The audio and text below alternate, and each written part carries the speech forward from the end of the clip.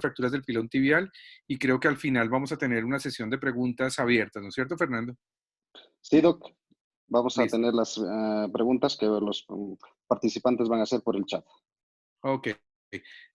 Si necesitan alguna pregunta en el transcurso de la charla, no sé, Fernando, puedes interrumpirla y la contestamos o discutimos algún caso, alguna de las cosas que voy a mostrar. Bueno. Perfecto, Doc. Gracias. Entonces, los objetivos de esta presentación son mirar el tratamiento temprano y tardío del pilón tibial, describir más o menos cuáles son los pasos que hacemos en las técnicas quirúrgicas en pacientes con pilón tibial y mostrar algo de resultados finales. Quizás una de las cosas más importantes en pilón tibial es que definamos cuáles son los mecanismos de trauma. Entonces, básicamente, tenemos a definir cómo son los mecanismos en cada uno de estos. Entonces, aquí vemos la falla en tensión, la compresión del peroné con el valgo de la tibia y la compresión axial de los pacientes. Lo primero que tenemos que hacer es en el preoperatorio tener unas adecuadas radiografías. Ustedes vieron que las radiografías son súper importantes para definir el mecanismo del trauma. Normalmente, en estas fracturas ya es un estándar hacer una tomografía computarizada, ojalá con 3D, hacer una visualización de los tejidos blandos y dependiendo de los tejidos blandos tenemos que hacer una fijación externa provisional y con esto ya hacemos una planificación del primer estadio o del segundo estadio, planificando el abordaje, la técnica de reducción que vamos a hacer, y esta es una de las cosas más importantes, que no solamente hacemos planificación para el abordaje, sino para cuál va a ser la técnica de reducción y cómo vamos a reducir de acuerdo con el mecanismo causal de la fractura y el mecanismo de fijación definitiva que también se asocia con el mecanismo causal de la definitiva. Los principios, pues son los mismos principios básicos de AO, que es la reducción anatómica en la fractura articular y la reducción funcional, especialmente en la parte metafisiaria. Debemos hacer una fijación, una estabilidad absoluta en la parte articular y una estabilidad relativa en la metáfisis con una técnica, ojalá lo más atraumática posible y que le permita al paciente hacer una movilidad precoz, activa e indolora. ¿Cómo logramos nuestra meta? Entonces, tenemos que comprender el patrón de fractura y hacemos esto que se llama el mapping de la tibia, descrito por Peter Cole hace mucho tiempo, respetando los tejidos blandos y sabiendo por dónde vamos a entrar de acuerdo al mapa de la fractura, de acuerdo a cuáles son los segmentos que están más comprometidos. Vamos a seleccionar el abordaje adecuado, tratando de disminuir las huellas quirúrgicas y esto lo hacemos con técnicas algunas veces de mínima invasión.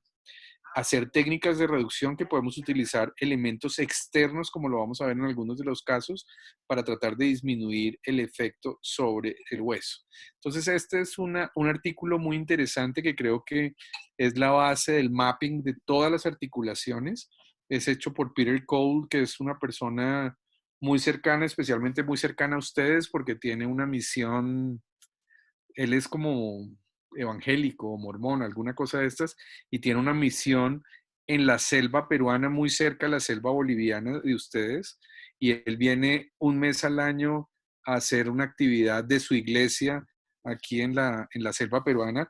Es una persona muy que se le ocurrió tratar de definir los patrones de fractura y miren, este es el dibujo que está en el artículo original que es del GUT del 2013, en donde ven ustedes cuáles son las principales líneas y por dónde deberíamos abordar cada una de estas fracturas. Entonces debemos identificar lo que se ha denominado como fragmentos mayores.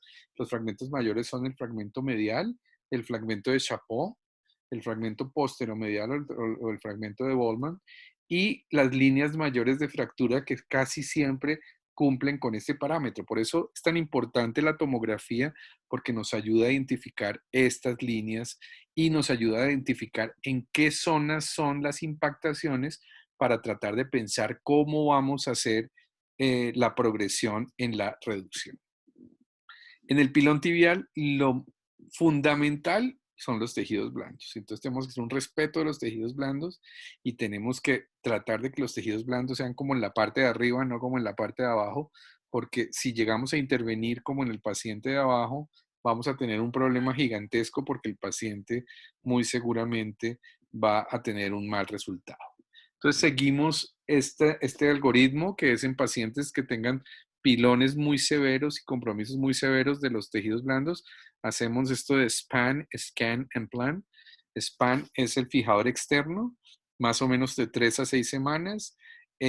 Scan, hacer la tomografía ya con el fijador externo, y Plan, tenemos 3 a 6 semanas para planear cómo vamos a hacer la osteosíntesis de estos pacientes. No hay ningún afán, el afán es mejorar las partes blandas para poder hacer un manejo definitivo.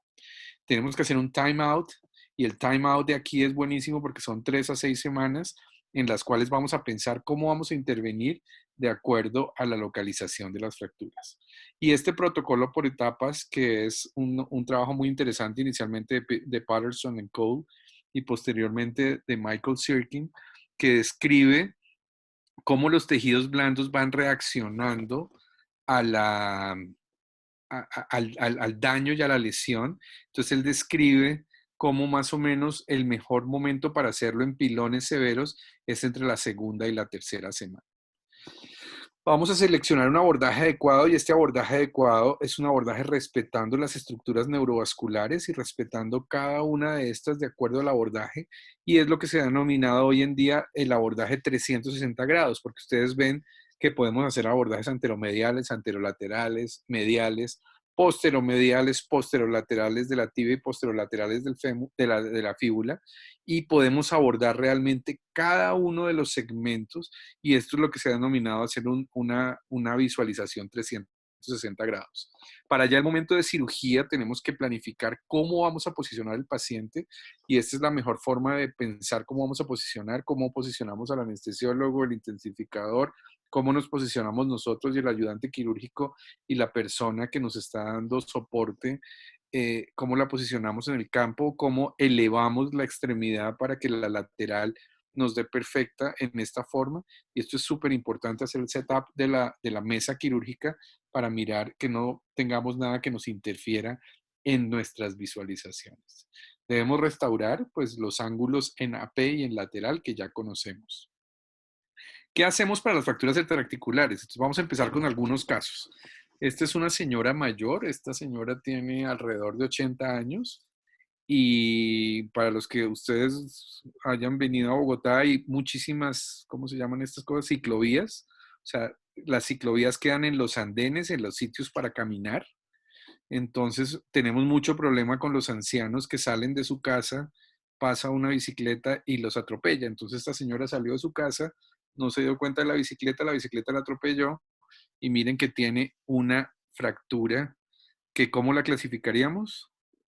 Con una fractura en compresión o en tensión. Es una fractura que tiene un componente de angulación de la tibia en varo, ¿no? Entonces tiene una angulación en varo del componente. Entonces nos movemos para la primera etapa. Entonces la primera etapa, acuérdense que es scan, que es, vamos a poner el fijador externo. Entonces en este paciente ponemos un fijador externo como un delta.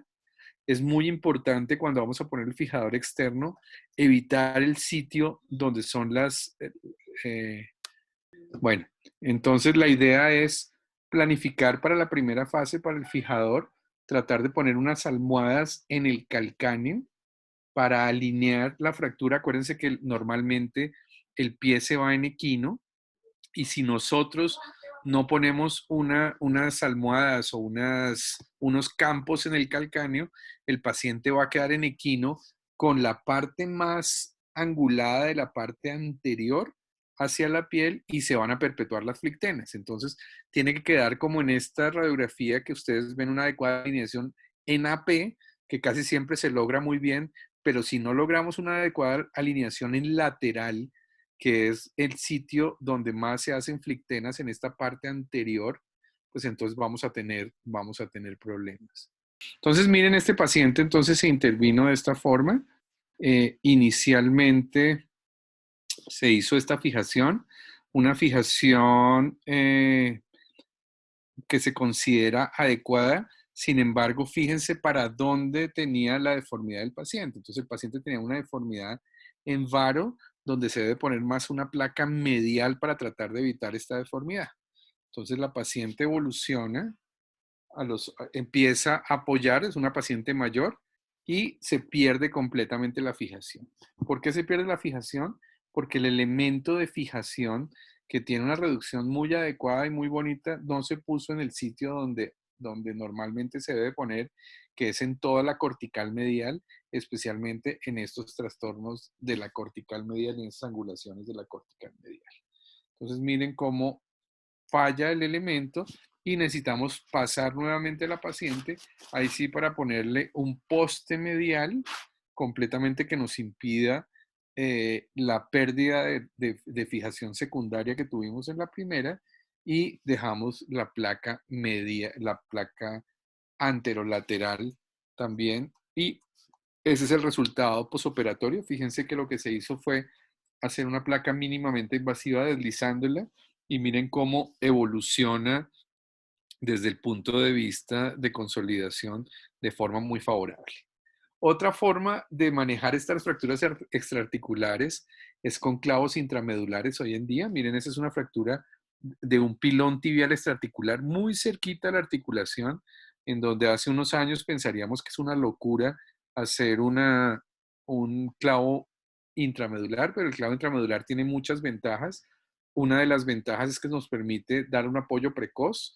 Otra de las ventajas es que es un elemento absolutamente mínimamente invasivo, y si tenemos mucho edema, podemos poner este clavo intramedular porque es el elemento menos invasivo. Miren la radiografía, donde realmente es un pilón tibial extraarticular, no es una tibia distal. Si ustedes proyectan el ancho de la metáfisis hacia la parte proximal, como en el cuadrado de Heinz, vemos que la línea realmente es un pilón tibial. Entonces, en este paciente lo que hacemos es hacer una reducción indirecta. Miren cómo hacemos la reducción con una pinza de puntas y tracción, y pasamos un clavo intramedular. Esto es un enclavijamiento extremo. Entonces, miren cómo llegamos hasta la línea fisiaria. Entramos el clavo intramedular siempre manteniendo la reducción en los dos planos.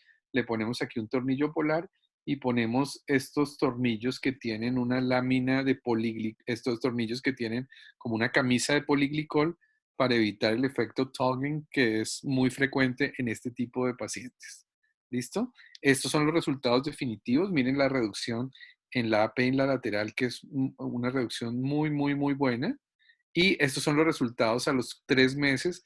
El paciente puede hacer su actividad común y corriente, no tiene ningún problema, con una alineación adecuada y con unos resultados muy satisfactorios en estos pacientes. En intraarticulares es otro cuento completamente diferente. Entonces, la fíbula nos puede ayudar para restaurar la longitud de la columna lateral, y nos ayuda para reducir el fragmento anterolateral de Charcot o el fragmento del maléolo posterior de Wetzhafer. Pero muchas veces, si la fíbula no podemos manejarla inicialmente porque es un trazo más complicado, debemos empezar por la tibia. Y la fíbula definitivamente pues evita la deformidad en valgo. Entonces miren este caso para intraarticulares, cómo podemos poner un fijador por la parte medial, tratar de ganar la longitud, y vamos a ir reduciendo los fragmentos extraarticulares de atrás hacia adelante. Entonces miren que lo más importante es empezar a reducir de atrás hacia adelante. Entonces este es un caso, este es un paciente que se cae de un ascensor de vacas. Yo, hasta que se cayó este señor, no sabía que había ascensores de vacas en los mataderos muy grandes, o en los sitios donde venden ganado tienen ascensores para subir o bajar el ganado. Son ascensores para 40 o 50 vacas. Entonces imagínense, ese ascensor se cayó y el señor iba en el ascensor y tiene una fractura, miren, por impactación, con una impactación de unos 2 o 3 centímetros de la superficie articular. Este es el manejo inicial. Miren cómo simplemente hacemos span, o sea, ganamos longitud, y miren cómo la superficie articular permanece en la porra, permanece muy arriba. Hacemos la tomografía y miren cómo la superficie articular está completamente arriba y no tenemos superficie articular casi que en ningún fragmento. Entonces empezamos Miren cómo empezamos en cirugía después de 3 semanas a bajar el fragmento que se ve en la parte más articular. Lástima que no pueda hacer yo indicar, pero es que no he podido. No sé dónde es, pero bueno. Ustedes ven aquí un fragmento grande en la parte de la fractura, en la parte más superior de la fractura.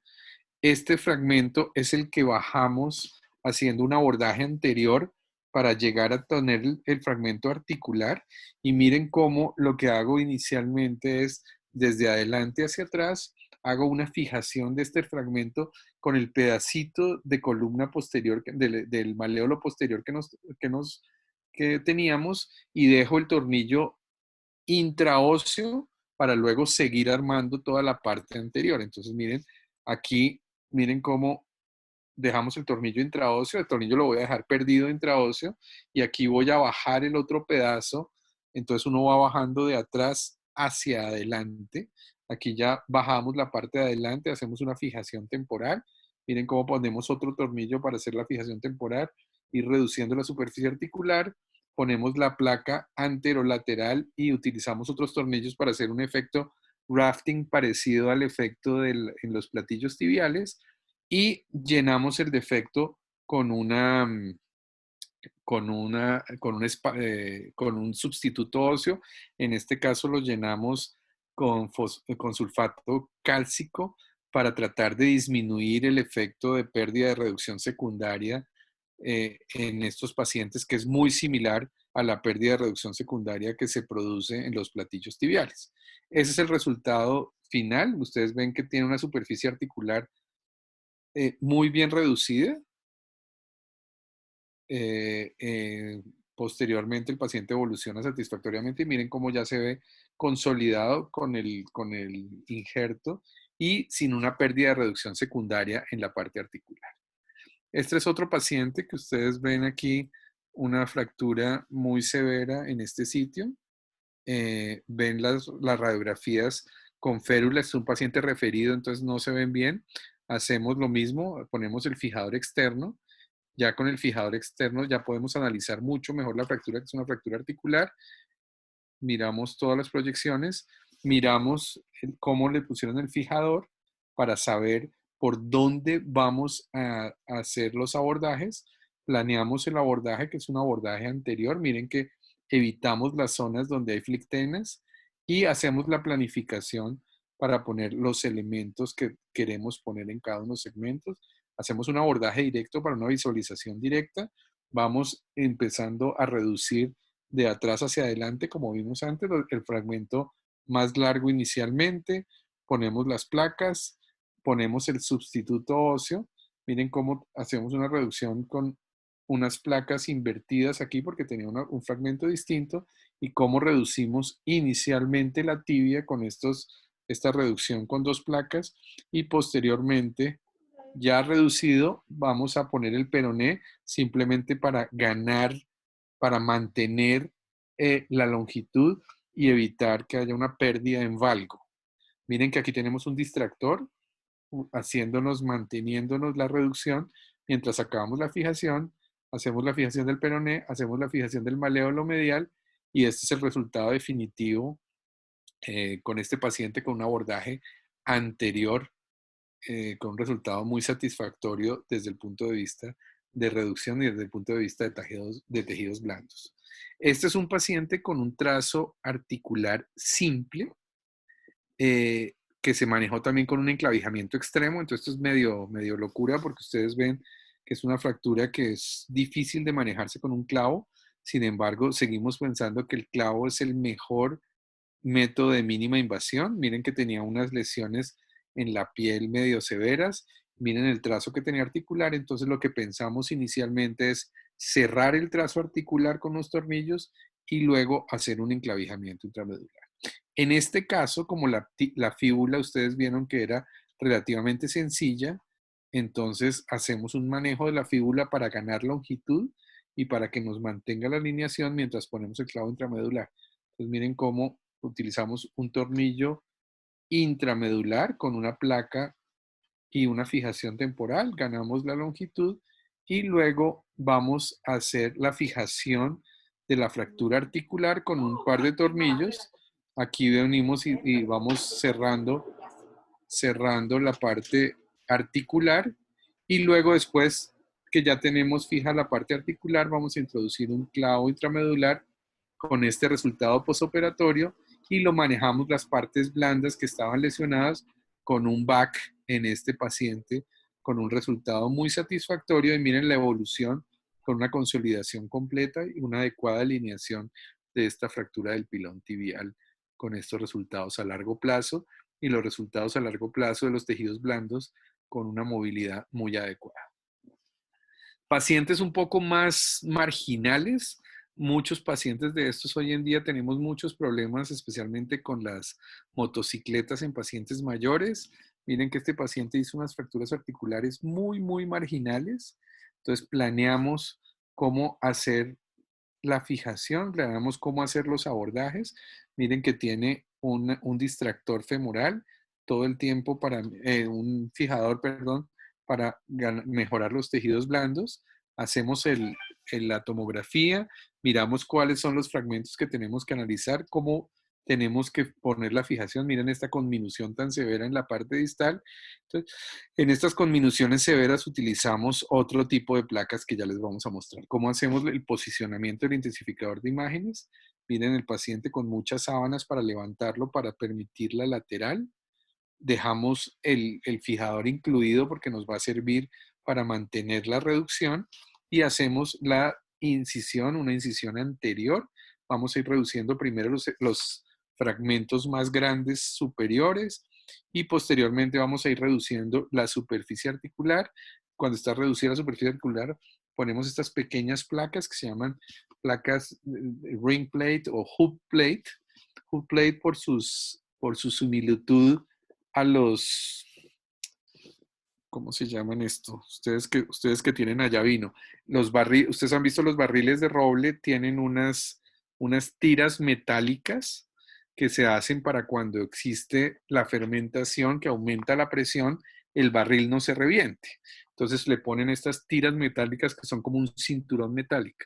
Entonces esta placa pequeña se denomina hoop plate porque es similar, perdón, o se asimila a estas tiras metálicas de los barriles de roble para tener una reducción anatómica en estos pequeños fragmentos. Entonces miren que es una placa muy pequeña de 2.0 para mantener la parte circular de la superficie articular y vamos construyendo cosa por cosa hasta tener un resultado y una fijación en una fractura muy severa, un resultado muy adecuado. Algunas veces hacemos estas tomografías para mirar si realmente hemos tenido una adecuada reducción de la superficie articular y ustedes ven en la lateral cómo se ve una adecuada reducción de la superficie articular en estos pacientes. Miren, este otro paciente es un paciente con HIV que viene consumiendo, que viene tomando por mucho tiempo retrovirales con una carga viral negativa. Él está perfecto de su HIV, pero tenemos que acordarnos que el HIV y los retrovirales son terribles para el hueso. Entonces, esto es un paciente de 45 o 50 años, parece una fractura de un paciente de 80 o de 90 años. Hay una fractura por compresión, simplemente con un trauma por inversión. Entonces, en estos pacientes lo primero que hacemos es ganar longitud con el fijador externo. Le ponemos un fijador externo para manejar las partes blandas, hacemos una tomografía, miren cómo tiene una conminución severísima y una impactación severísima de todo el segmento, tanto del peroné como la tibia, y cómo tenemos que abordar este paciente por varios sitios. Miren las flictenas tan severas que tenía en el momento de iniciar la fijación con el peroné, con el fijador externo, tanto flictenas laterales como flictenas mediales. Entonces esperamos 3 semanas y iniciamos la fijación haciendo un abordaje posterior, que es un abordaje en un sitio muy seguro para estos pacientes que tienen flictenas anteriores. Entonces miren cómo iniciamos simplemente haciendo una ganancia de longitud, luego ponemos la primera placa, que es esta placa posterior, luego ponemos la placa medial y empezamos a armar cada una de estas segmentos. Miren que tiene una cantidad de pequeñas placas para tratar de manejar cada uno con este resultado postoperatorio, que es un resultado muy satisfactorio en términos de que pudimos manejar cada una de las deformidades en este paciente. Entonces, en resumen, como vieron ustedes, tanto en extraarticulares como en intraarticulares, lo más importante es que uno entienda el patrón de la fractura. Para entender el patrón de la fractura nos sirve este mapping que describe Peter Cole, y especialmente una muy buena tomografía, una tomografía con el paciente ya después de haberle hecho el fijador externo. Debemos considerar en pacientes muy severamente comprometidos el manejo en etapas, especialmente en pacientes con compromiso severo de las partes blandas. Debemos conocer múltiples abordajes que nos ayudan a abordar el paciente por múltiples zonas y a realmente tener una reducción mucho más satisfactoria. Los estudios nos ayudan a determinar el abordaje y especialmente el mapping y los cortes de la tomografía nos ayudan a determinar cuáles son los abordajes más indicados. Y podemos combinar reducciones abiertas de la superficie articular, como vieron ustedes, con mínima invasión para metáfisis y diáfisis. Ustedes ven que hacemos abordajes articulares, pero generalmente los abordajes metafisiarios y diaficiarios no los hacemos. Con esto, pues, evitamos complicaciones y tenemos mejores resultados en estos pacientes. Hay una pregunta que pregunta, si se hace doble abordaje y coloca placas mediales y laterales, ¿no tiene complicaciones de necrosis en la piel? ¿Por qué lado comienza la osteosíntesis? ¿Por la tibia o por el peroné? Bueno, miramos. La duda mayor es si empezar por el peroné. Acuérdense que los principios básicos de Rude al Over para el manejo de los platillos tibiales hablaba de la ganancia de longitud con el peroné. Esto funciona muy bien en fracturas como las fracturas que él describía, que eran fracturas rotacionales por esquí. Pero en estas fracturas que vemos, que son fracturas articulares muy complejas, generalmente, si el peroné está muy comprometido, empezamos por la tibia. ¿Listo? Empezamos por la tibia. Como ustedes vieron, manejamos la tibia en cada uno de sus segmentos.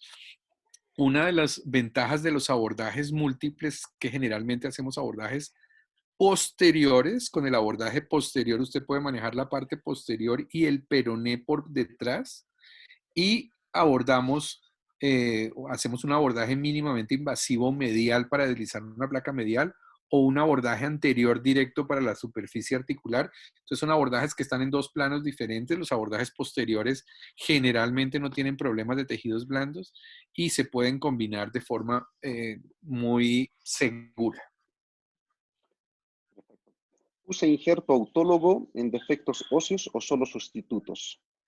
No, mira, no utilizamos injerto autólogo porque muchos de estos pacientes ya son pacientes, especialmente los que tienen pilones tibiales terribles, pacientes, son pacientes mayores en los cuales no nos gusta utilizar injerto autólogo, y generalmente utilizamos sustitutos óseos, especialmente solamente sulfato cálcico, porque nos permite inyectarlo, y los estudios clínicos en pilón tibial, no en, en platillo tibial, funcionan mejor que el injerto autólogo.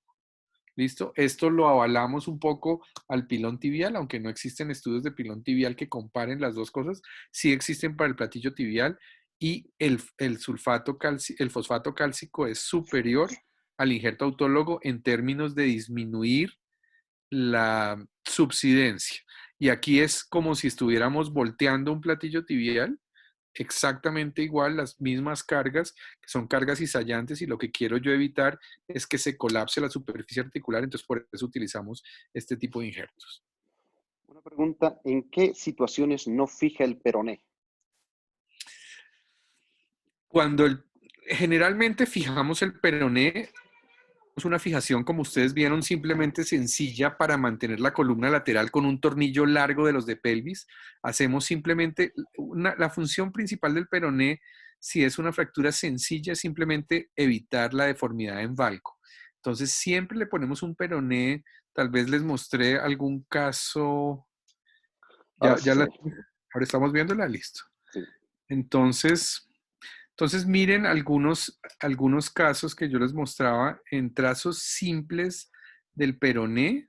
Lo único que hacemos es ganarle la longitud. Entonces miren este paciente. Este paciente tiene un trazo simple. Si ven, el trazo es muy simple. ¿Listo? Pero como tenía compromiso de los tejidos blandos, entonces prefiero simplemente manejar la tibia por un abordaje anterolateral, y para minimizar el no hacer un abordaje secundario del peroné, simplemente le pongo un tornillo para mantener la alineación del peroné.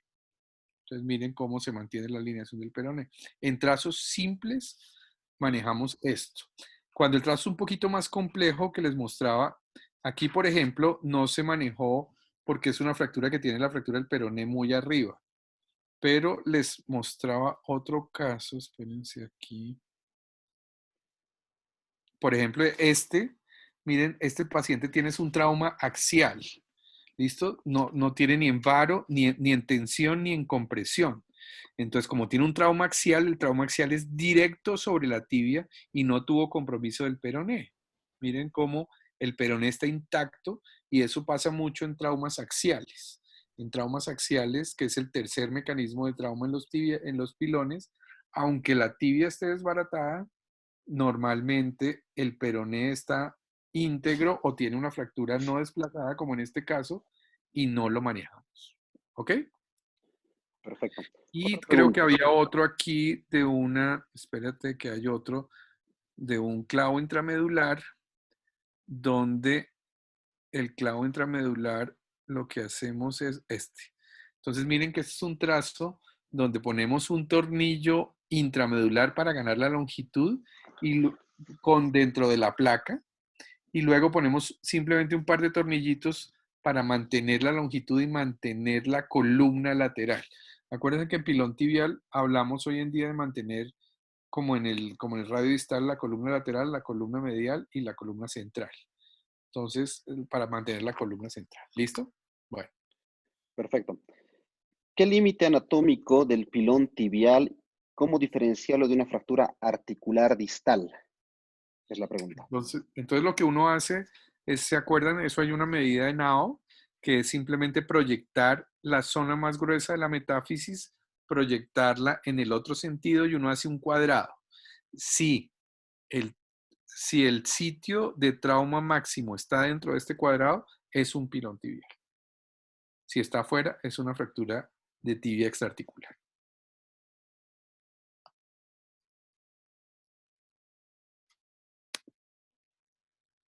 Entonces, aquí proyectamos la zona más amplia, la zona más ancha, en sentido eh, vertical, y hacemos un cuadrado.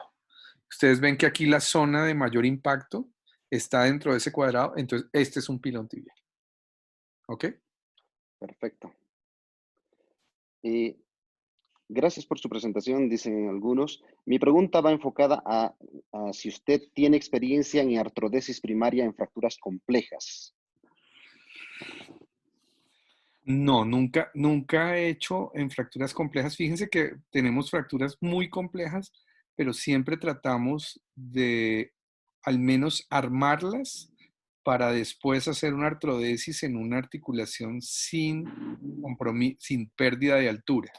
El problema de las artrodesis, de las artrodesis primarias, a menos de que uno las haga pues con un clavo intramedular el problema es que pierden mucha altura y el paciente termina perdiendo mucha altura. Entonces preferimos tratar de armarlas, y si el paciente hace una artrosis muy tempranas, llevarla a una artrodesis, pero sin pérdida de altura. Perfecto. Eh, para el abordaje posterior, ¿es necesario cambiar de posición al paciente? Entonces normalmente hacemos los abordajes posteriores en lateral. Entonces hacemos en lateral, posicionamos al paciente en lateral. No sé si tenía alguna imagen clínica del paciente en lateral. Espérame a ver. No, este está en AP. Bueno, ponemos el paciente en lateral con soportes de pelvis para poner el soporte en el pubis y en el sacro. Y de esa forma podemos hacer el lateral de forma muy cómoda y giramos la cadera para hacer el abordaje anterior. Y ustedes simplemente giran la cadera y les permite abordar el paciente por detrás y por delante. Oye, bueno, voy a partir con un poco de tristeza, pero para recordarle a todos que nuestro Congreso Mundial de TOUYUPIE tiene una nueva fecha, está en la página web, es del 29 de abril al 1 de mayo del 2021. Si no hubiera sido así, mañana estaríamos empezando el Congreso. Bueno, así es la cosa. Así es esto, sí. Así es el sistema. Bueno, muchachos, miren, acá hay un paciente relativamente joven, 38 años, con diabetes y que cae de altura, una lesión bastante típica de alta energía. Por lo tanto, inicialmente es tratado con una fijación externa y contención del daño. Y en forma precoz se realiza una osteosíntesis, estas son las imágenes que tengo, con una placa medial mínimamente invasiva, aunque se hizo un ¿Aló, abordaje me quedé lateral. yo o es Cristian? A ver, Ya. ¿sí me escuchas? Ya. Sí, ya. Sí. Y estas son las imágenes que tengo. Y tiene una placa en la fíbula. Y se ve, al menos en estas imágenes, una reducción más o menos adecuada y tiene una placa de estabilización por lateral. Entonces aquí hubo un abordaje mínimamente invasivo para esta placa y un abordaje anterior y lateral para esta placa y un abordaje lateral acá para la fíbula. ¿Algún comentario? ¿Qué les parece esta osteosíntesis? Yo sé que las imágenes no son las mejores.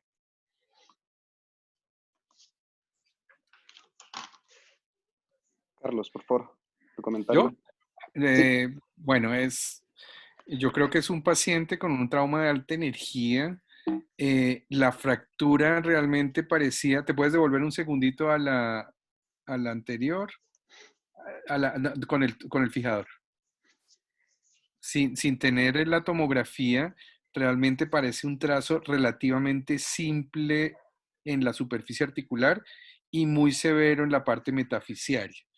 Estos son los pacientes que tal vez se benefician de un manejo más mínimamente invasivo que abrir tanto y poner tantas placas. Si uno ve esas placas, uno ya se imagina que el abordaje, aunque sea mínimamente invasivo para hacer la reducción, es un abordaje demandante. Estos son los pacientes que en principio yo le trataría de ponerle un clavo intramedular extremo. Eh, yo sé que es muy bajita la fractura, pero pues tal vez miramos un par de casos donde con esas fracturas tan bajitas se puede hacer primero una reducción del trazo simple a la superficie articular y luego poner el clavo intramedular. Ya con lo que ya se le hizo, Cristian, dale la otra, porfa. Creo que la columna medial es insuficiente y puede fallar por la columna medial. O sea, la placa pequeñita está justo en el sitio donde empieza una zona de conminución y podemos tener problemas en esa zona. De pronto, este caso es un poquito viejo. Sí, es un caso antiguo. Eso, es un caso antiguo donde no teníamos este tipo de placas anterolaterales que para estos trazos es perfecto ponerle una placa anterolateral. comentario Bien, de yo Héctor estoy... Mazarajian, por favor. Ahora sí, ¿cómo están? Buenas noches. Hola Héctor, Carlos, gusto Cristian, saludarte. Gusto saludarte Héctor, ¿qué tal amigo? bien. Bueno, es una fractura compleja, coincido un poco con lo que decía Carlos, la verdad que la osteosíntesis en principio es buena. Lo que a veces uno piensa es que si el fragmento, nosotros usamos mucho el concepto de fragmento de referencia, si esa conminución o fragmento de referencia lateral no tiene una osteosíntesis quizás un poquito más larga, como con una placa en L, y usando una doble placa, muchas veces puede uno tener la falla ahí, sobre todo si son pacientes que ambulan precozmente o que no cumplen tanto las indicaciones, y a veces pasa que tenemos una falla por ese lado. Bueno, es interesante el caso porque precisamente lo que se está advirtiendo acá es que aquí uno cae en el exitismo de ver que esto está bien reducido. porque la superficie articular tenía un rasgo simple, por lo tanto uno puede hacer teóricamente una reducción con poca invasión, pero aquí obviamente terminó haciendo esta desperdición medial más esta. Y esto probablemente no está tan estable, y fíjense que esta placa tiene algunos intentos de pasar tornillos para darle más estabilidad, tiene solo 2 tornillos distales y no sabemos cuántos tornillos tiene aproximadamente, honestamente, pero tendrá al menos 2 o 3. Entonces, aquí el médico tratante se confía, y como el paciente se sentía bien a la 4ª semana y las partes blandas evolucionan bien, empieza la movilización activa, pasiva, y la carga parcial comienza a las 8 semanas. Y a las 12 semanas el paciente está sin dolor, que es algo que puede pasar en estos pacientes, pero escucha ruidos. El paciente escucha ruidos. Y el médico dice, bueno, le vamos a tomar una imagen a ver que debe estar todo bien, porque el paciente se siente bien y está caminando y cada vez se siente mejor y gracias a Dios las heridas también. Y ahí ustedes pueden ver los ruidos. Es interesante, yo creo que, tal como lo mencionó Carlos Mario, la zona metafisiaria es muy engañosa y tramposa en la tibia distal. Y claramente el tiempo peligroso, aunque uno ve una osteosíntesis bastante estable, va fácilmente entre los 3 y los 7 meses, no sé qué piensa el resto. Si el paciente apoya poco, a veces la osteosíntesis se mantiene, y en la medida que empieza a apoyar, incluso ya hay pocos síntomas, poca inflamación, y empiezan las molestias y estamos con este desastre. Entonces yo creo que el mensaje principal de este caso, independiente de que la osteosíntesis podría haberse mejorado, es que uno tiene que estar muy atento, sobre todo si la osteosíntesis no es óptima, que además del tema de las partes blandas, hay un sector metafisiario que está necrótico. Y eso es lo que a uno lo engaña, y nosotros vemos muchas de estas fracturas operadas con múltiples placas, incluso con todos los huesos puestos en su lugar, y la parte ósea y la parte radiológica se ve extraordinaria, pero el hueso biológicamente está muerto. Y eso es lo que yo creo que es muy importante considerar. Y eso puede pasar hasta llegar al hueso subcondral cuando los rasgos tienen combinación metafisiaria, epifisiaria o subarticular. En este caso la combinación estaba más arriba. Entonces, bueno, acá empezamos con los problemas porque este paciente, gracias a Dios, tuvo un colapso de un hueso necrótico, pero, a diferencia de otro caso que podemos ver más adelante, no cayó en el desastre que suele ocurrir cuando uno no trata bien al paciente desde el principio. O sea, al colapso óseo se le puede agregar infección y problemas de la herida. Entonces, si uno va al origen de este problema, acá tenemos un hueso muerto. Y el hueso estuvo muerto desde el principio.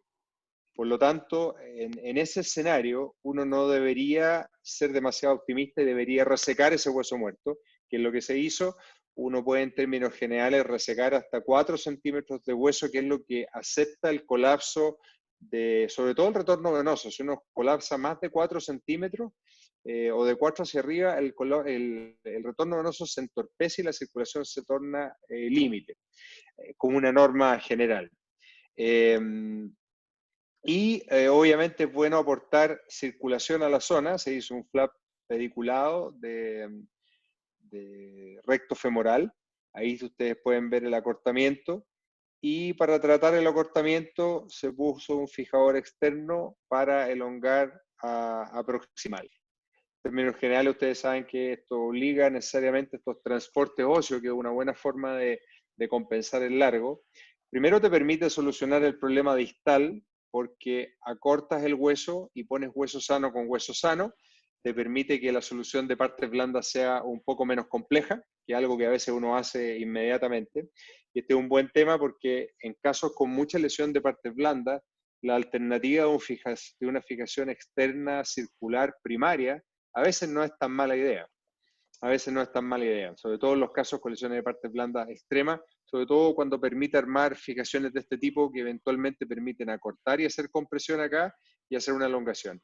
Y obviamente la elongación significa esperar 7 a 10 días y después ir elongando o medio milímetro o 1 milímetro diario.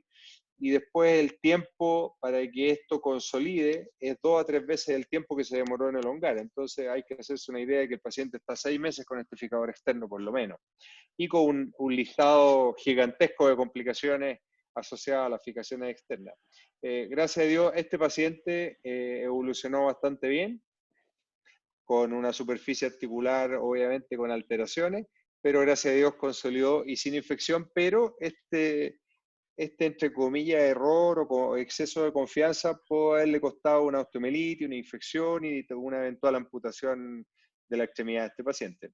Pero lo que sí le costó con certeza fue un tiempo larguísimo en un fijador externo. Yo quiero recalcar que aquí probablemente el mensaje más importante es que uno no debe confiarse en que esto es fácilmente fijable otra vez, porque el hueso está necrótico. Y eso no lo puede evaluar intraoperatoriamente, porque existe una tendencia, sobre todo cuando uno ya lleva más de 3 meses y las partes blandas están sanas, a decir, bueno, voy y lo fijo de nuevo, le pongo placa y se acabó el problema. A veces sí, y otras veces no. Este es un caso de los que se consideró que el hueso estaba necrótico. Yo estoy seguro que ustedes tienen casos que se han reoperado y se le hace una fijación más estable y funciona, pero muchas veces eso es minimizando el factor de necrosis ósea en la zona. Pero, insisto, cuando uno se embarca en esto, ya se embarcó y todos sabemos lo que significa. Un tiempo larguísimo, paciente que está toda la semana en controles, con púas que se infectan, molestia y un fijador externo en la extremidad que es una bomba de tiempo siempre. No sé si quieren hacer algún comentario. Yo creo que es una buena solución que funcionó, porque yo tengo varios de estos casos también que les puedo contar cómo se han ido en valgo, en varo, cómo acá la consolidación es estupenda. Después de 4 o 6 meses uno saca el fijador y después se fractura esto. Por eso ahora estamos tendiendo a poner algún tipo de fijación. Y lo otro que suele pasar es que el sitio del docking distal, o sea, la parte distal, le cuesta mucho consolidar. Aquí consolidó sin mayor esfuerzo, pero no es raro que uno cuando retira el fijador tenga que estabilizar esto y agregar algún injerto óseo a esta zona, y por eso a veces la alternativa es poner una placa acá, poner otra placa acá, agregar injerto óseo o poner un clavo intramedular para estabilizar, que sería mi conducta en este momento al retirar un clavo. No me quedo tranquilo porque he tenido muchas fallas de pacientes que parece todo perfecto después de darle 2 o 3 veces el tiempo de elongación. El hueso parece perfecto, pero la calidad no es tan buena y se van en valgo, se van en varo y es un desastre. No sé si quieren hacer algún comentario respecto a eso. Sí, te quería preguntar, Cristian, si no te preocupa haber tenido un fijador, por ejemplo, tanto tiempo puesto con los alambres que a veces se infectan y ponerle un clavo endomedular. ¿Te preocupa o no? Sí, sí, me preocupa. De hecho, la pregunta es muy buena y hace años discutíamos mucho esto de que uno debería tal vez sacar el fijador, asegurarse de que el trayecto de los pines esté limpio. ¿Te acuerdas? Cuando lo hacíamos en agudo, antes de ponerle un clavo, cuando poníamos el clavo en el fijador y después pasábamos al clavo. Ahora yo creo que la diferencia está, y yo todavía no tengo la respuesta en agudo, cómo hacer el traslado, y poníamos tiempos, ¿te acuerdas? Una semana, otros decían 3 semanas, etc. Ahora, yo Nosotros creo que decíamos la que diferencia... después de la tercera semana ya lo considerábamos contaminado, no le poníamos clavo en la vieja época. Sí, sí, y yo aprendí lo mismo. Creo que aquí hay una diferencia. Como es un caso que lleva mucho tiempo, las partes blandas están bien. Claro. Entonces yo vuelvo aquí a la esencia de que el problema de infección habitualmente o de no consolidación tiene que ver con la envoltura, las partes blandas. Entonces, si las partes blandas a esta altura están excelentes, yo tengo la sensación de que el riesgo es bajo, pero el riesgo está. Y podemos terminar con una panosteomielitis, y creo que también todos tenemos casos así, pues. Carlos Mario, yo no sé si, Sí, si, de si acuerdo. tú de tu visión a O tiene alguna conclusión actual respecto a paso De de acuerdo, de fijador a acuerdo. clavo, que es una muy buena pregunta La fijación a clavo de en Héctor. principio son 2 semanas en fracturas abiertas de tibia en general. Esto es lo que se ha denominado protocolo de Vancouver, que no es de Vancouver, sino es el protocolo simplemente de tratar de hacer la conversión, generalmente en 2 semanas, limpiando los tractos, y si pasan de 2 semanas, que es el plazo mínimo, porque la recomendación son 10 días, ¿no? Lo llevamos hasta las 2 semanas un poquito porque muchos de esos pacientes no se pueden convertir tan rápido, pero la idea es tratar de convertirlo en esos 10 días o en esas 2 semanas con cierta seguridad, que es una seguridad relativa porque muchos de esos pacientes se pueden infectar. Hoy en día tenemos los clavos recubiertos con antibiótico que son especialmente para estos casos en que hacemos conversiones o en estos casos donde yo estoy de acuerdo con Cristian, uno no queda contento de dejar el paciente libre porque estos pacientes, lo que hablábamos tal vez en la charla, no tienen peroné, entonces la posibilidad de que hagan una angulación en valgo es muy grande porque al no tener columna lateral, el paciente, y fíjense que no tiene columna lateral y el sitio de la falla es exactamente donde no tiene la columna lateral. Entonces, este paciente se puede ir en valgo, uno lo ve que está consolidado, se puede ir en valgo. Yo le pondría un clavo intramedular, sin dudas, para tratar de proteger. Y en algunos de esos pacientes que tienen lesiones de tejidos blandos distales o abordajes de tejidos blandos distales, muchas veces, aunque se ha promulgado por las placas, la fijación del clavo es superior y al solamente hacer las incisiones para los bloqueos distales, yo no creo que se aumente tanto el riesgo de una osteomelitis intramedular, porque realmente este paciente tuvo un problema, fue extramedular. Es distinto a una fractura de tibia abierta en otro sitio, es muy distinto, pero este es un paciente que en principio era cerrado y era un manejo cerrado sin mayor complicación. Doctor Carlos Mario, la Señor. anterior semana tuvimos un webinar igual con el doctor Mena, que de Colombia, y él nos decía que cuando se hace este tipo de soluciones con fijador externo en la elongación, él les hace un desplazamiento de una placa. Sí. ¿Eso Sí, es aconsejable en este caso?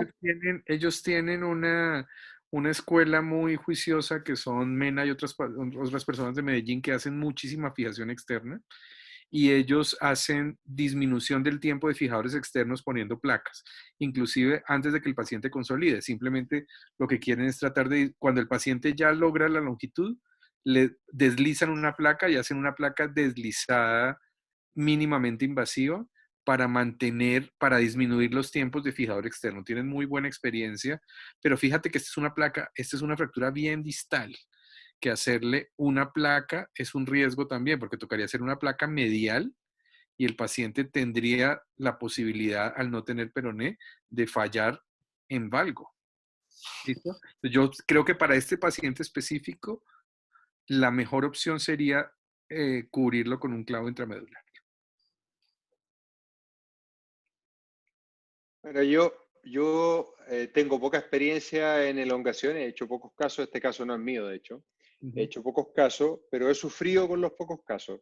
Claro. Interesantemente, cuando trabajaba en la clínica alemana, estaba con Pablo Wagner, que él se entrenó en reconstrucción de extremidades con fijadores multiplanares, y Pablo transmitía el mensaje de su tutor, que yo encuentro que es muy sabio en el fondo, que John Herzenberg, que era como el brazo derecho de Paley en algún momento. Y el mensaje era que ellos, siendo expertos en cirugías con fijaciones externas circulares, apenas pudieran evitar o apenas pudieran sacar el fijador, lo sacaban. Por eso ahora las elongaciones se tienden a hacer con estos clavos como el Precise, que se elonga en forma externa. Se hacen estrategias como la que dice Carlos Mario, de eventualmente deslizar una placa para no completar todo el tiempo, porque incluso esperando todo el tiempo, que ya es odioso y peligroso, porque una bomba de tiempo, mientras más tiempo uno espera, las infecciones y los problemas van apareciendo, la tolerancia al paciente, etc. Así todo, esperando los tiempos razonables, los pacientes podían sufrir fracturas en la zona de elongación, etc. Por lo tanto, cada grupo ha ido probando estrategias diferentes y yo estoy de acuerdo con Mario. Creo que el clavo ofrece más tranquilidad y es importante lo que menciona Héctor, que en el escenario agudo, y esto para no confundir, en el escenario agudo uno está con una lesión de partes blandas, por lo tanto uno tiene pines que atraviesan partes blandas muy dañadas, por lo tanto el riesgo de infección en ese escenario de partes blandas de mala calidad es más alto. Ahora en un fijador externo crónico que lleva mucho tiempo, 6 meses, como que no nos da miedo. ¿Y cuál es la diferencia? La diferencia es que aquí las partes blandas están sanas. Ahora, distinto es que uno vea trayecto de un pin infectado. Probablemente ahí nos daría miedo y lo que haríamos es lo que hacemos cuando un pin está infectado. Lo llamamos a pabellón, cambiamos el pin y le damos antibiótico, hacemos curaciones y cuando la infección desaparece, ahí nos quedamos tranquilos y ese sería el momento de poner un clavo, que no hayan signos de infección externa. Para que no se confunda la gente, es distinto el escenario agudo donde uno espera, como dice Mario, fíjate que nosotros con Héctor nos acordamos lo que nos enseñaron en la residencia, entre 1 a 3 semanas máximo. Y aquí hay que poner otro punto sobre la mesa, que si uno tiene daño de partes blandas, un Cherne 3 aunque sea cerrado, o una fractura expuesta, la cobertura de partes blandas debe ser en la primera semana. Y ojalá entrenemos a nuestros colaboradores, cirujanos plásticos, etcétera, que esto no es simplemente con una cobertura de un injerto dermopidérmico o un VAC, sino que habitualmente requiere un colgajo pediculado. O sea, la vascularización es lo que nos disminuye el riesgo de infección y lo que mejora las posibilidades de consolidación. Yo no sé, doctor Vacarreza, si tenemos un minuto para mostrar otro caso. Claro que sí, Doc, podemos mostrarlo. Mostremos otro caso entonces, nos faltaba más. Aquí yo quise seleccionar casos complejos para aprender de los problemas. Fíjense que un accidente en motocicleta, 44 años, pero un paciente sano. Sí es una fractura expuesta, C2, que se trata inicialmente de un caso también antiguo. Ahora raramente o casi nunca ponemos el fijador externo con una placa en la fíbula porque preferimos poner un fijador externo, hacer el control de daño y que después entre el equipo experto en hacer la reconstrucción completa, porque bien pudiera uno escoger fijar la fíbula primero o fijar la fíbula después o fijar la fíbula con un clavo intramedular. Cuando esto lo hace el equipo que entra a urgencia, si no tiene mucha experiencia, es común que hagan un abordaje en la fíbula y que a veces haya que deshacer el abordaje. Ahora aquí el caso está un poco más completo. Fíjense el lado medial, la exposición con huesos puestos, esto después del aseo quirúrgico. Y ahí está el aseo quirúrgico inicial con un fijador en delta. Y fíjense esta piel de mala calidad y rápidamente uno procede a lo clásico, cada 36 o 48 horas aseos quirúrgicos para a más tardar, ojalá en el tercer aseo quirúrgico uno tenga debridado y establecido cuál es el daño de partes blandas. Y en esa zona es complicado rotar un colgajo esural o hacer otra cosa. Más si uno lo mira así, esta es una visión escandalosa, pero muestra un poco el escenario. Inicialmente se maneja con un back, pero rápidamente se hace un colgajo libre de recto femoral. Y aquí también de manera entusiasta, fíjense que aquí agregamos la placa lateral. Por eso mostré este caso. Está la placa medial, hay 2 placas en la fíbula. Tampoco es un caso mío, me gusta, es de mi amigo Gerardo Muñoz de acá de Santiago, y mucho entusiasmo, que yo también he tenido exactamente el mismo. Y aquí hay un factor extra que hemos caído muchas veces en la tentación de rellenar todos los defectos con un hueso, con un halo injerto. Y ese halo injerto, este bone graft que está acá, halo injerto se ve muy bonito en la radiografía.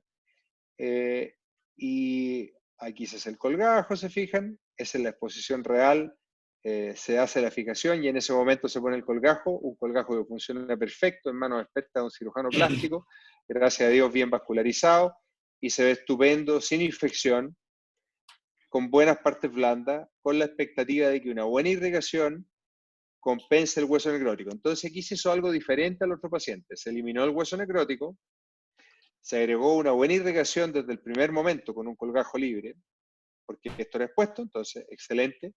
Se hizo una estabilización un poco mejor de la columna medial, columna lateral, la fíbula, una reducción bastante anatómica, tenía otra cosa ahí en el calcáneo, pero vamos a concentrarnos en esto. Se fijaron los 2 segmentos de la fíbula para recuperar largo, rotación, placas bastante más escandalosas con abordaje grande.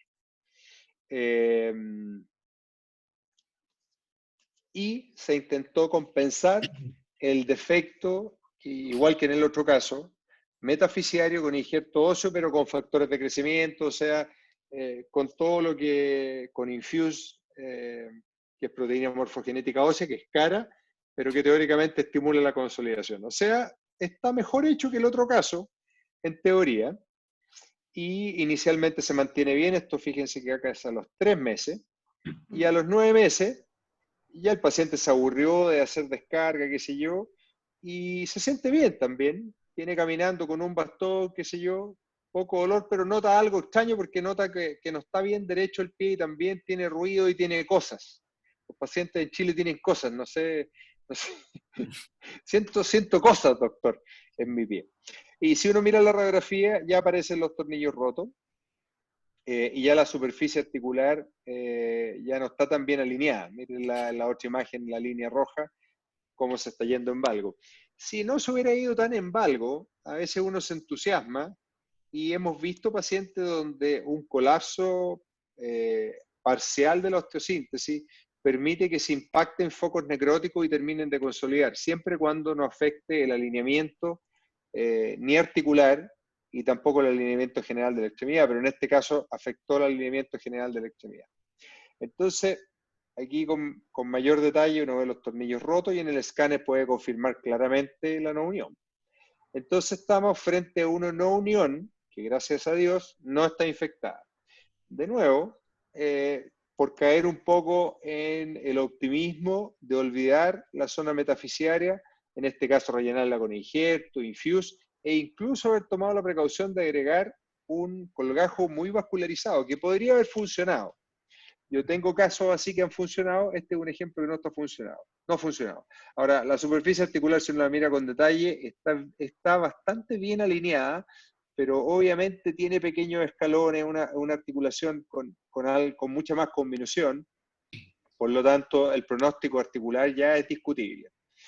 Y ahora aquí mi amigo Gerardo se entusiasmó y volvió a hacer una nueva revisión con, aquí tiene injerto óseo morcerizado y le agregó no infuse porque ya era muy caro, sino que PRP nomás, y más y nuevas placas, utilizando este principio, para los que no estén muy familiarizados, para volver a abrir colgajo, el cirujano plástico típicamente te va a decir que a los 3 meses de un colgajo que está con buena vascularización, tú puedes entrar en hacer esta incisión, y muchas veces el cirujano plástico revisa que la vascularización esté adecuada y tú puedes entrar con bastante tranquilidad haciendo esta incisión en la parte anterior del colgajo y teniendo cuidado en dónde se hizo la anastomosis, porque típicamente la anastomosis está acá en la tibial posterior, y por lo tanto tú entras por adelante sin tocar la anastomosis. Yo entro más tranquilo cuando entra el cirujano plástico porque típicamente en la cirugía donde se hizo el colgajo pediculado, cuando tú operaste, uno se va. Y el cirujano plástico sigue 6 a 8 horas y uno no sabe lo que hizo. Entonces yo entro más tranquilo con el cirujano plástico. Entonces en este caso se volvió a hacer una osteosíntesis parecida, eh, y la superficie articular, miren, con todos los esfuerzos. ¿Qué es lo otro que empieza a ocurrir? Que a lo mejor uno logra que consolide la metáfisis, pero empezaron a agregar daño circulatorio a la superficie articular.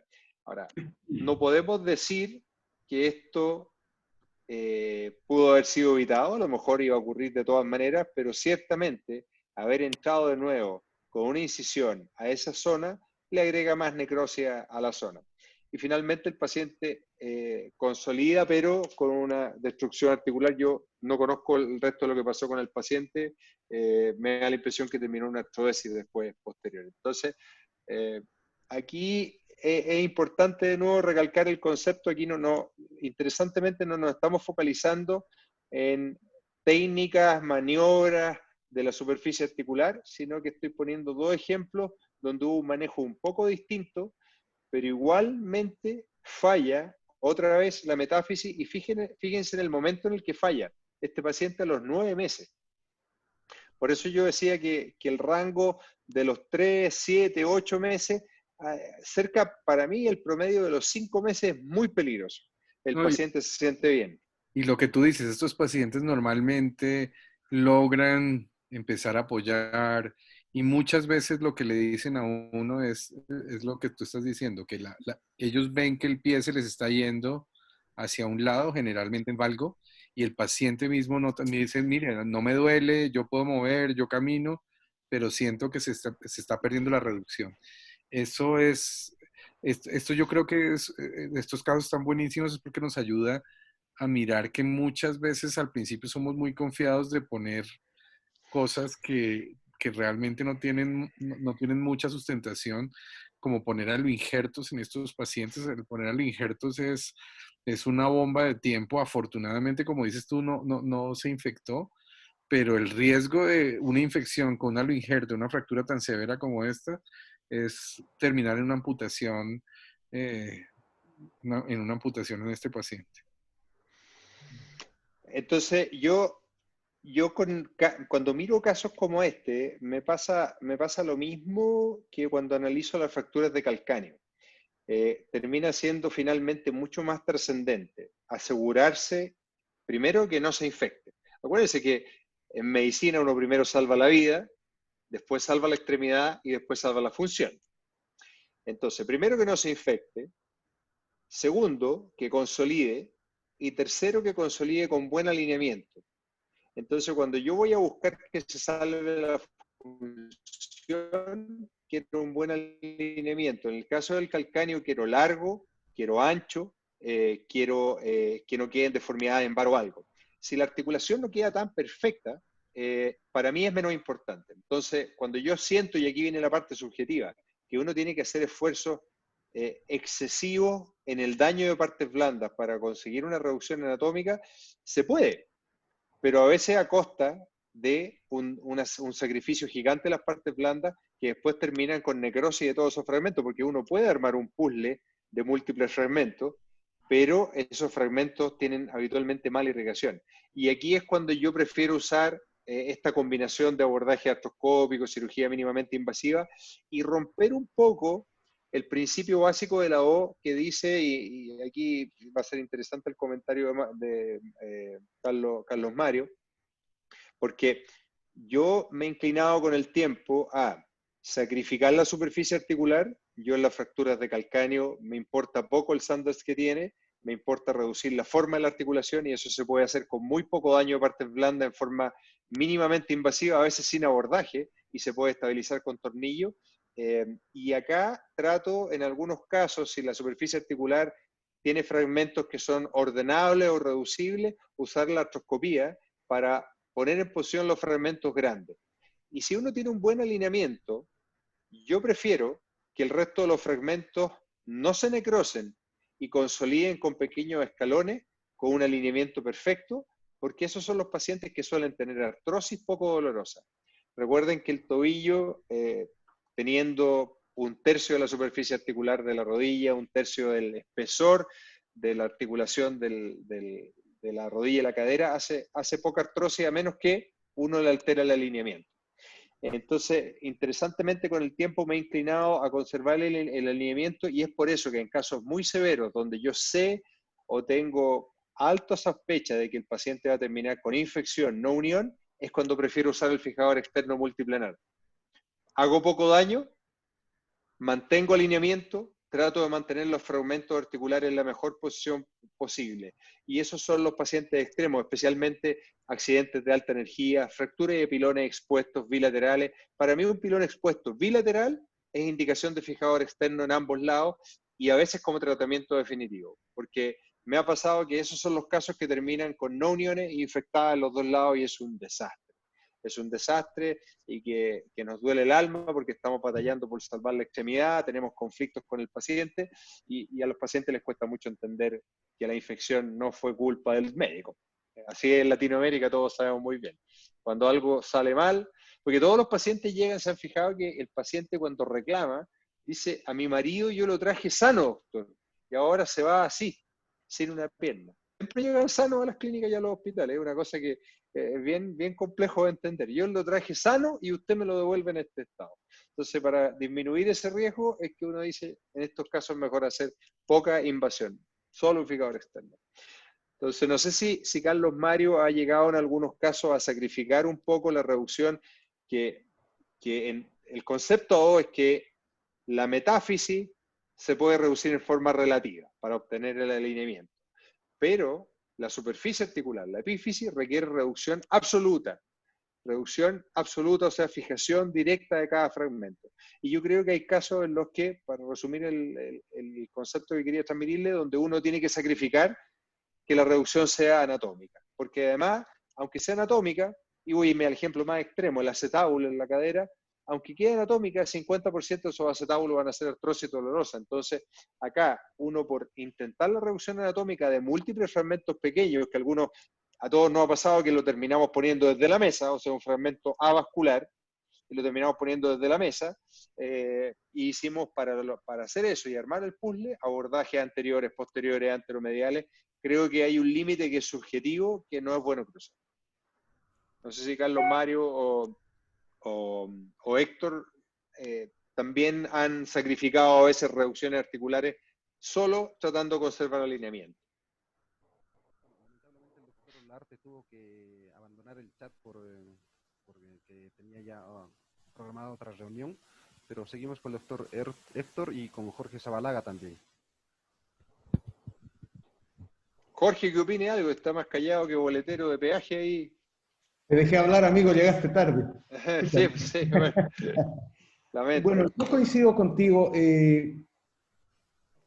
La fractura de pilón tibial creo que hay que considerarla desde dos puntos de vista, la parte ósea y las partes blandas. Y el entusiasmarse con la parte ósea implica a veces mucho sacrificio, como tú decías, de partes blandas, tratando de obtener una buena reducción, una buena superficie articular, pero con mucha manipulación y daño de los fragmentos óseos pequeños y de las partes blandas. Los casos clínicos que tú mostraste, básicamente había mucha conminución que al final, incluso con el injerto, se reabsorbieron y terminaron provocando un defecto que llevó a una falla del material de osteosíntesis. Entonces, si aún haciendo buenas reducciones con un accidente de alta energía, con un destrozo importante de la superficie articular, aunque lo armemos, va a ir a una artrosis, no tiene mucho sentido sacrificar la forma y la radiografía por un problema más grande, que es una infección, sobre todo, con pérdida ósea y con varias de las cosas que nos has mostrado. Entonces, lamentablemente por tiempo no nos tocó ver el tercer caso que tienes, porque ese realmente era para lotería, exacto. Entonces, pero que en el fondo resume un poco lo que estás hablando. Uno se entusiasma, pierde mucho hueso y maneja mal las partes blandas por hacerlo mejor. En principio yo coincido con lo que decían ustedes. Para nosotros es básico, el primer paso es control del daño, tutor, esperar que evolucionen mejor las partes blandas. Hoy te diría que en mi cabeza la mayoría de las fracturas de pilón van a ser rígidas, las articulaciones, ese tobillo va a estar rígido y va a tener artrosis. Si yo le puedo dar eje y sacrifico un poquito de reducción, me aseguro que el tobillo se la aguante mucho mejor que si está en deseje, como decía Cristian. Así que en principio hoy también sacrifico alguna reducción, si puedo hacer nipo o cirugías mínimamente invasivas mejor, artroscopía, ver la reducción articular,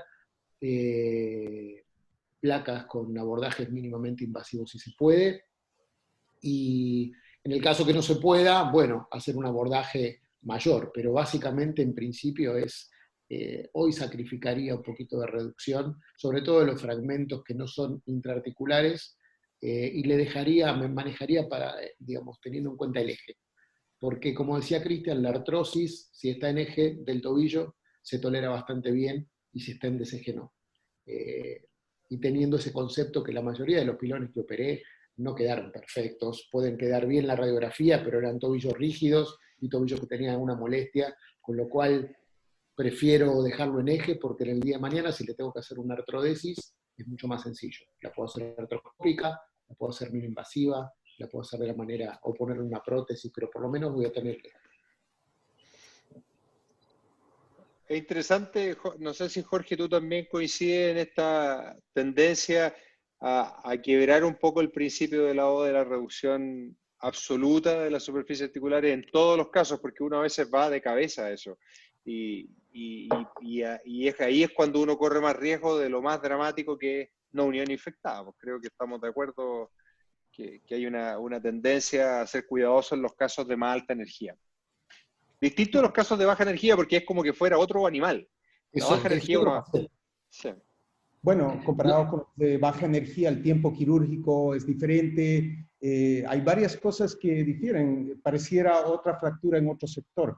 Ahora, fíjate que hay varios paradigmas que se han ido cayendo en este tema de la fractura del pilón tibial, como fijar primero el peroné, ¿no es cierto? Porque te vas dando cuenta que a veces es peor fijar el peroné porque te cuesta armar la tibia, porque o está muy conminuto, entonces te resulta perjudicial antes de ser una ayuda. Entonces, este tema de la superficie articular, por supuesto que es importante.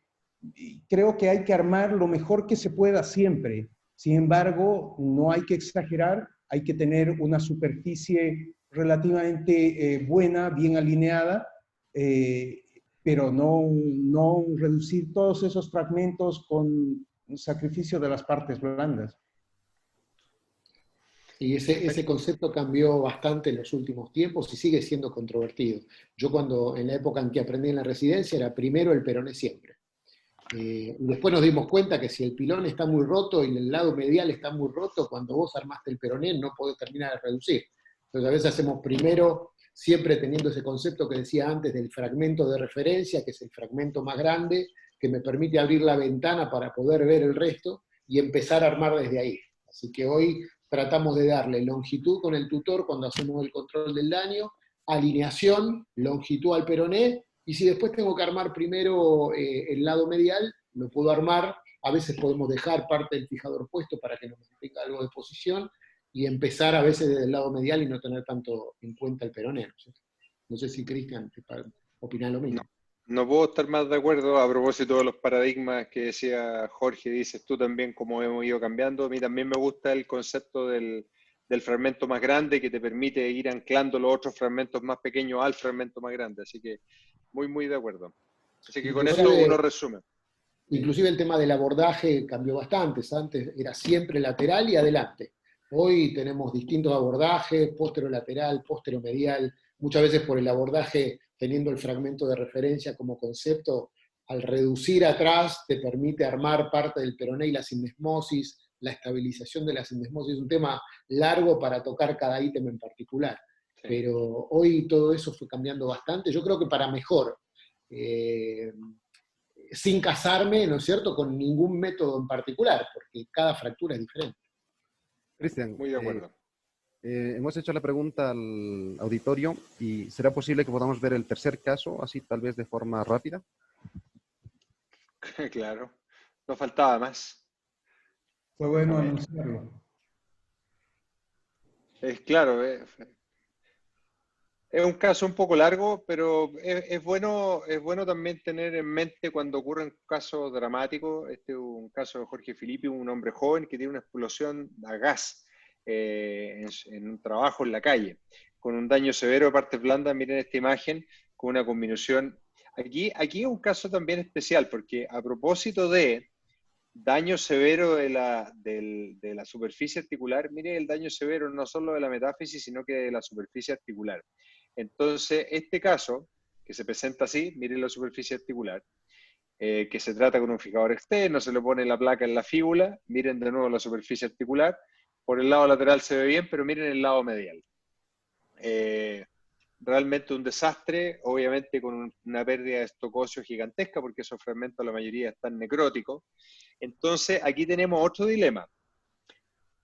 ¿Seremos realmente capaces de restituir la superficie articular después de resecar el hueso necrótico?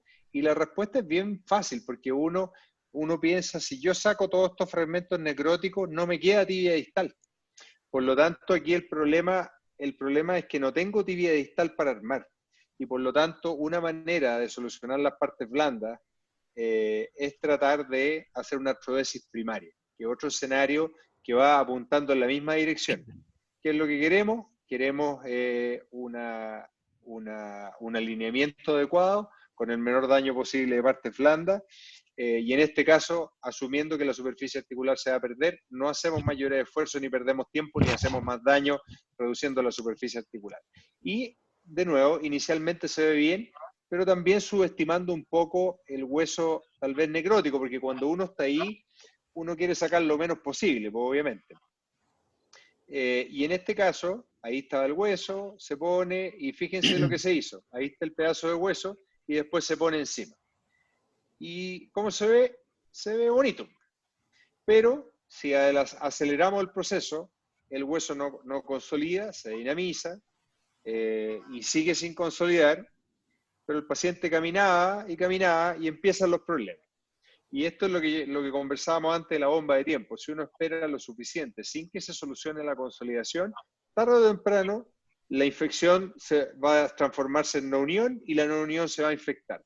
Entonces el paciente se queja de una pequeña herida, que le sale un poco de líquido. Y ustedes saben Siguen que cuando pasando cosas. Claro. Y bueno, la herida obviamente reflejó que esto tenía una infección gigante, una panostomielitis con una no unión. ¿Y qué hacemos en un paciente como este? Obviamente aseos quirúrgicos, drenaje, cemento óseo, etcétera, etcétera, y ese es el escenario. Entonces, una vez más el error de confiarse en que uno puede poner fragmentos de hueso que van a consolidar, y a veces consolidan, yo soy honesto que a veces consolidan, pero es un riesgo gigante, porque uno de tener algo con mala circulación, no infectado y con una no unión, cuando se agrega la infección ya es más dramático. Entonces, a este paciente se le hizo colgajo, fijación externa, y nos saltamos a la etapa como en el caso inicial, pero fíjense que aquí nos saltamos a una solución cuando ya hay infección. Entonces el escenario es menos bueno. Y con en un paciente que además sufrió una explosión de gas, por lo tanto el daño de parte blanda no estaba en el sector que ustedes veían, sino que probablemente en la periferia, es como un daño de arma de fuego. Y empezó la elongación, se veía que se formaba poco hueso, finalmente algo se ve ahí en la zona, pero el fragmento distal no consolidaba, se pone otro fijador externo, se cambia la posición de las púas, se hace más compresión, se hace una fibulectomía para hacer más compresión, y seguimos avanzando, y fíjense que este paciente termina finalmente acá, vamos que se puede, digamos, no consolida distal, lo que les conversaba antes, se puede ir formando hueso proximal, pero a distal cuesta que consolide, y finalmente se hace un cambio de estrategia y se pasa a algo que actualmente yo creo que es un reflotamiento de una técnica muy antigua, que es el masquelet. El masquelet permite resecar hueso necrótico infectado, esperar aproximadamente 4 a 6 semanas ya con un cemento óseo, y esta membrana que se forma alrededor del cemento óseo es muy receptiva para injerto esponjoso morcerizado. En este caso se usó RIA, que es como un sistema de enclavado intramedular, y las fresas permiten recolectar hueso. Y eso se usó después de sacar el cemento óseo. Entonces, interesantemente, después de haber pasado un método sofisticado y caro, como es un transporte óseo con un fijador multiplanar, el defecto óseo se pasó a una solución con técnica de masquelet. Actualmente, cuando uno compara, y ahí seguimos avanzando, y finalmente el paciente consolida, y aquí se hizo lo que en algún momento también conversamos, se le puso placa en las zonas de retiro del fijador externo. Y aquí viene un interesante concepto de los casos más complejos, que para Latinoamérica esto es muy útil.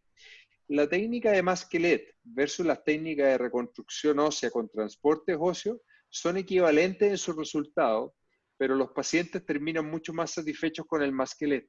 E interesantemente, el masquelet es mucho más simple, es mucho menos costoso y toma habitualmente menos tiempo. Por lo tanto, yo de mi humilde experiencia tiendo a recomendar la técnica de masquelet, y esto de nuevo lo aprendí de Pablo Wagner, que era experto en cirugía de reconstrucción ósea con fijadores externos. Entonces, así como la discusión de poner clavos en el húmero o placas en el húmero, uno tiene que preguntarse, bueno, si te falló el clavo, ¿con qué lo rescatas? Con una placa, interesantemente. Aquí hay que preguntarse, bueno, si me falla el transporte óseo, ¿con qué lo voy a rescatar? A veces el masquelet es la opción, y ahí es cuando uno se pregunta, tal vez debía haber hecho el masquelet de entrada. Entonces, el masquelet simplemente es resecar con amplitud, con holgura, con tranquilidad, hasta llegar a hueso sano. Se pone un relleno, un espaciador de cemento óseo, un fijador externo o algo que lo estabilice, y después se retira el cemento óseo, y la membrana el defecto que está relleno que está cubierto con la membrana se rellena con hueso esponjoso común y silvestre y se le vuelve a dar la estabilidad con algún tipo de fijación. Y los resultados son bastante parecidos al transporte óseo, pero mucho menos engorroso y aparentemente con menos complicaciones y toman menos tiempo. Por lo tanto, los que no estén usando técnica de Masquelet, véanla, revísenla, es una técnica bastante simple y está actualmente incluida en el armamentario de toda la gente que se dedica a reconstrucción ósea en primer lugar, antes que los transportes óseos. Ese es el caso que quería compartir como un mensaje final, porque estos casos extremos nos dan tanto dolor de cabeza. Este paciente estuvo 3 años en tratamiento. 3 años en tratamiento. Entonces aquí tenemos que echar mano de las cosas de técnica, de todas las técnicas más complejas, porque aquí lo que uno quiere es llorar, y aquí es cuando uno se pregunta por qué no me morí cuando era niño. No sé si a Héctor le parece, o en Argentina tú ves que la técnica de Masquelet es algo que ha ganado popularidad en el último tiempo. Mira, acá la técnica de Masquelet cada vez la usamos más. La empezamos a volver a usar desde que ustedes la presentaron. Pero la verdad que pero la verdad que las veces que la hicimos nos fue muy bien, así que te diría que hoy coincido 100% con lo que decís. Antes de pensar en un transporte, Masquelet es la primera opción, ¿no? Perfecto. Sí, qué interesante. Y Jorge, en Bolivia, ¿tú ves que Masquelet también es una alternativa que va creciendo, a la vez poco utilizada? Sí, mira, nosotros la estamos usando en los casos que se nos presentan. La gracia que tiene es que es relativamente bastante sencilla. Yo se la escuché a Pablo en sus exposiciones. La verdad es que te seduce el poder usar de una forma simple mediante cemento y después aportar el injerto y lograr una consolidación en un problema que es complejo, que es un dolor de cabeza para todos. Entonces, es una solución bastante accesible, hasta incluso en costo comparado con el uso de un Lizarov, ¿no es cierto?, para poder resolver estos problemas. Ahí vi que en el chat uno de los muchachos preguntaba cuánto tiempo, y el Masquelet son 6 semanas. Después, si no, esa membrana fibrosa que se hace es un poco más dura, más resistente, más fibrosa, y uno lo tiene que usar como al sacar el cemento queda ese vacío es el que se rellena y se cierra esa membrana con todo el paquete de partes blandas arriba. Es decir, que el tiempo son 6 semanas. A veces nos ha pasado que lo hemos tenido que extender por temas de reserva de quirófano, lo que fuere, hasta 8 semanas. Pero en general, entre la 6ª y la 8ª es donde ya hacemos el cambio de ese cemento por injerto óseo. Lo que le quería preguntar a Cristian, si en algún momento, cuando pensás en una artrodesis tibio-astragalina, como en este último caso que mostraste, ¿no pensaron en vez de un clavo endomedular usar una placa que tome el astrágalo y la tibia, una placa que sea un poco más larga, como esas nuevas que tienen anclaje en el astrágalo, ¿no? En vez del clavo endomedular? Sí. Este es un caso de Jorge Filippi. En ese momento, que fue hace varios años atrás, no existían las placas específicas. No estaban hoy okay. Porque para los que no estén familiarizados con esas placas, son placas bastante resistentes, gruesas, y que tienen una curva con la forma del cuello del talo, que permite poner tornillos en varias direcciones, y hay anteriores, posteriores, etc. Y son bastante útiles. Yo actualmente preferiría una placa específica para artrodesis tibio-talar. Son altamente estables y fáciles de colocar técnicamente, y creo que es una técnica de elección. El clavo intramedular tiene poco anclaje en el talo. Es difícil hacer una buena compresión, es difícil estabilizar, no es la mejor de las técnicas. De hecho, si yo usara un clavo, probablemente agregaría tornillos cruzados o algo más, no así tan inocente como en este caso. Con respecto a la técnica de Masquelet, precisamente hemos hecho un par de seminarios con cirujanos reconstructivos y la anterior semana nos mencionaban que los cirujanos reconstructivos, especialmente los que hacen mucho fijador externo tipo Ilizarov, están abandonando un poco la técnica de Masquelet porque ellos no ven los resultados que han preconizado los que defienden esta técnica. Entonces, ellos prefieren hacer un transporte óseo y cada vez están abandonando más la técnica. Ellos dicen que funcionan muy bien para segmentos chicos, que no superen los 3 o 4 centímetros, o 2 o 3 centímetros, perdón. Yo creo, Yo no sé si vos, aprendí Cristian, pensás lo mismo, pero masqueleta hasta no, 8 o 10 centímetros 8 podemos de. hacer. Sí, de hecho es la opinión de John Herzenberg, que es uno de los maestros de la cirugía reconstructiva, y él en muchos casos prefiere masquelet versus fijadores multiplanares.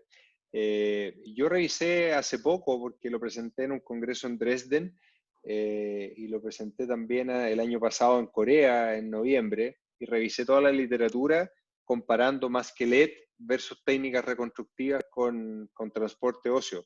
Y la balanza se sigue inclinando en general en el mundo hacia el masquelet, y permite cubrir estos defectos también. Algunos dicen 12 centímetros, no tiene límite. Pero es interesante porque probablemente en manos de cada cirujano diferentes técnicas tienen diferentes resultados. El tipo que es muy hábil con fijador externo y se maneja bien, y tiene un sistema montado donde el paciente va a las curaciones y bla, bla, bla, a lo mejor le funciona mejor. Entonces es importante lo que dice Fernando, porque las realidades de cada lugar son diferentes. Lo que no es discutible es que es mucho más caro las técnicas de fijaciones circulares que un masquelete, es mucho más barato y puede ahorrar bastante tiempo al paciente. Entonces, es bueno transmitir ese mensaje, que yo creo que no hay este como consenso que tú transmites de estos cirujanos reconstructivos. Yo tengo mis dudas de que sea un consenso universal en todas partes del mundo. A lo mejor ellos tienen esa visión, así como hay gente que hace solo masquelete y no hace transporte óseo, perfecto, pero cuando uno revisa la literatura, la balanza se inclina levemente hacia el masquelete, lo que no descarta que lo otro sea una buena opción, si sigue siendo buena. Esto está así. En este minuto yo tiendo a pensar que el masquelete va ganando un poco más de terreno, que es lo que Héctor parece insinuar también. Pero lo que dicen los otros cirujanos reconstructivos en Bolivia probablemente deriva de que ellos tienen muy buena experiencia y tratan muy bien a sus pacientes. Entonces está perfectamente correcto. Bueno, Lo otro que quería acotar para tener en cuenta es que en muchos casos pasa que uno no tiene la disponibilidad de un clavo o de un método más caro. Entonces, cuando uno está en un lugar donde el recurso es poco accesible o no tienen todo el instrumental necesario, a nosotros nos ha pasado muchas veces que en vez de hacer una artrodesis tibio-astragalina con una placa, podemos hacer una artrodesis resecando el peroné, evitando esa zona medial que está lesionada, como el último caso que mostraba Cristian, y hacer directamente una artrodesis tibio-astragalina por el lado lateral, no usando el lado medial, que es el comprometido, con una muy buena vascularización, porque el lado lateral no tenía lesión, y usando el peroné como injerto, que la verdad que nos ayuda mucho cuando no tenemos la posibilidad de usar un clavón de medular, el fijador externo, etc. Entonces, en los casos en los que uno no puede o no tiene el recurso, la artrodesis clásica por vía lateral es un buen método también, y está bueno tenerlo en cuenta en el armamentario que usamos. bueno, lamentablemente por temas de tiempo nos queda un minuto, ya estamos llegando a las 2 horas de discusión, así que agradecerles a los panelistas, a Cristian, a Héctor, a Jorge. La verdad que ha sido muy enriquecedora esta charla y esperamos contar con su aporte en una próxima reunión. Gracias por la organización y gusto saludarlo, Héctor. Un agrado, amigo. Qué bueno que estás Y nos bien. estamos viendo. Chao, Nos vemos muchachos. pronto. Un abrazo, amigo. Chao. Gracias. Chao, chao, que estén bien, gracias. Chao, gracias.